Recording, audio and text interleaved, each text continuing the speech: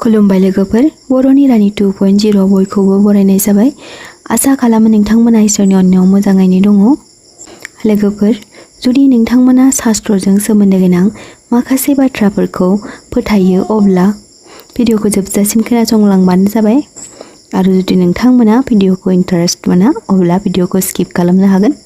लोगोफोर, जों जेब्ला दुगैयो अब्ला बेखौ सानफ्रामबोनि खामानि होनना सानना लायो। आरो बेबायदिनो जों जायखिजाया समावनो दुगैनाय जायो। नाथाय हाबा जानाय आइजोफोरनि थाखाय बेयो मोनसे मिथिनो गोनां बाथ्रा। पवित्र शास्त्रनि बायदिब्ला हाबा जाखांनाय आइजोफोरा फुङाव ओंखाम एबा फुंनि जाग्रा मुवा खालामनायनि सिगां दुगैनाया मोजां।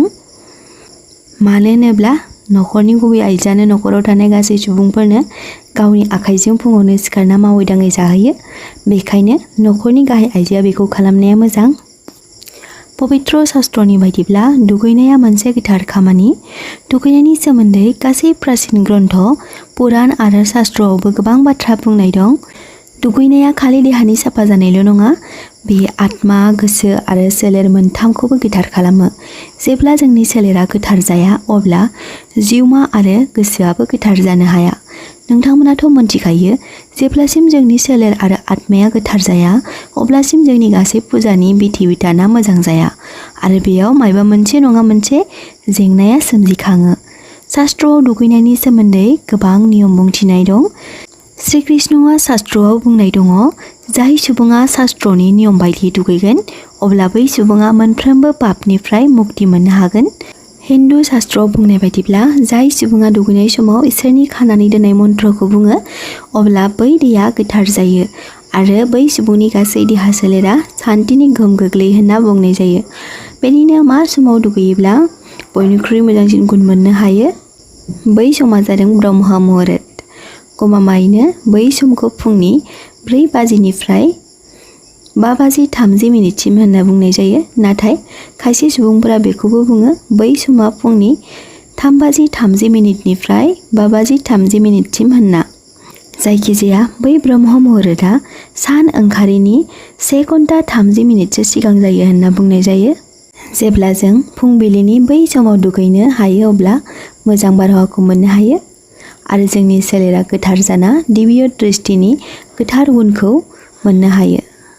जेब्ला जों फुंबिलिनि बै समाव दुगैयो अब्ला मोजां बारहावाखौ मोननो हायो आरो जोंनि सोलेरा गोथार जाना दिव्य दृष्टिनि गोथार गुना जोंनि देहायाव गोग्लैयो। बेबादिनो हाबा जानाय आइजोफोरनि खानाय लोबनायनि सोमोन्दैबो शास्त्रआव बुंनाय दङ। आइजोफोरा मंगलबार, गुरुबार आरो सनिबाराव खर' लोबनो नाङानो आरोना। जेब्ला आइजोफोरा बै दिनाव खर' लोबगोन अब्ला नखराव गाज्रि बारहावानि गोहोम गोग्लैयो होनना मिथिनाय जायो। मंगलबार खालि जों मानो खर' लोबनाङा होनबा बै दिनखालि बिर हनुमान आफाया बलिदान बावदोंमोन। बेनिखायनो बै बारायाव हाबा जानाय आइजोफोरा खर' लोबोब्ला नखराव गाज्रि बारहावाया जायगा लायो होनना बुंनाय जायो।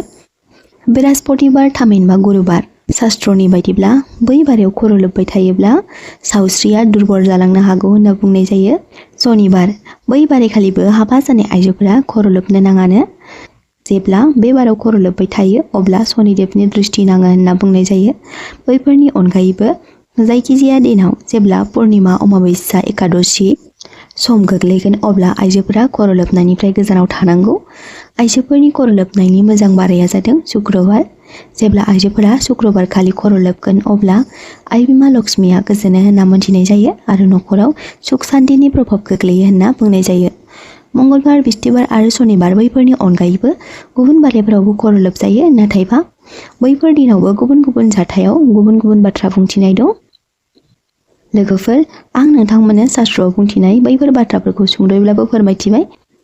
नोंथांमोना जेब्ला शास्त्रनि बैफोर नियमफोरनि सायाव फोथायनाय दं अब्ला भिडिअखौ लाइक आरो जाय बिथांमोना चेनेलाव गोदान अब्ला चेनेलखौ साबस्क्राइब खालामना लाबानो जाबाय।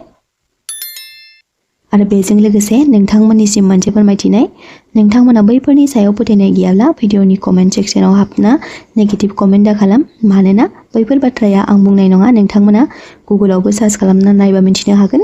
आरो जाय बिथांमोना भिडिअखौ जोबजासिम नायलांबाय बिथांमोननि थाखाय साबायखर बावहरनाय थाबाय।